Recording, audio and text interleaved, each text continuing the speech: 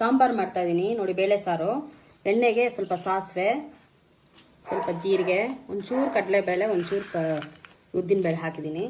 ಅದು ಚೆನ್ನಾಗಿ ಫ್ರೈ ಆಗಬೇಕು. ಫ್ರೈ ಆಗ್ತಾ ಇದ್ದಂಗೆ ಈರುಳ್ಳಿ ಕರಿಬೇವು ಹಾಕೋಬೇಕು. ಈ ಥರ ಈರುಳ್ಳಿ ಕರಿಬೇವು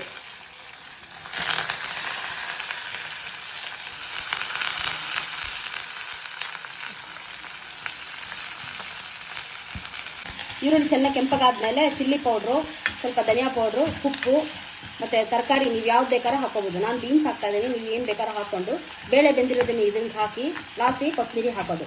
ಸಾಂಬಾರು ಪೌಡ್ರ್ ಇದೆ, ಸಾಂಬಾರು ಪೌಡ್ರೇ ಹಾಕೊಳ್ಳಿ, ಇಲ್ಲಾಂದರೆ ಚಿಲ್ಲಿ ಪೌಡ್ರ್, ಧನಿಯಾ ಪೌಡ್ರ್ ಹಾಕ್ಕೊಂಡು ಕಲಿಸ್ಕೋಬೋದು. ಇದಕ್ಕೆ ಬೀನ್ಸ್ ಹಾಕೋತಾ ಇದ್ದೀನಿ ನಾನು, ಬೇಯಿಸ್ಕೊಂಡು ಹಾಕೊಳ್ಳಿ. ಈಗ ಬೀನ್ಸ್ ಸ್ವಲ್ಪ ಬೇಯಬೇಕು, ಬೆಂದಮೇಲೆ ಚಿಲ್ಲಿ ಪೌಡ್ರ್, ಧನಿಯಾ ಪೌಡ್ರ್ ಹಾಕೋಣ.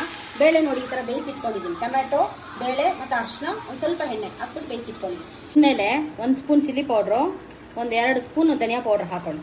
ಅರಿಶಿನ ಹಾಕಿದ್ದೀನಿ ನಾನು, ಉಪ್ಪು ಹಾಕಿದ್ದೀನಿ. ನಿಮ್ಗೆ ಎಷ್ಟು ಬೇಕೋ ಅಷ್ಟು ನೋಡ್ಕೊಂಡು ಹಾಕೊಳ್ಳಿ. ಗಟ್ಟಿ ಎಷ್ಟು ಬೇಕೋ ಸಾಂಬಾರಿಗೆ ಅಷ್ಟು ಹಾಕ್ಕೊಂಡು ಇದು ಬೆಂದಮೇಲೆ ಬೇಳೆಗೆ ಹಾಕಿ ಕುದಿಸೋದು ಅಷ್ಟೇ. ಇವಾಗ ಇದನ್ನು ನೋಡಿ ನಾನು ಬೇಳೆಗೆ ಹಾಕ್ತಾ ಇದ್ದೀನಿ.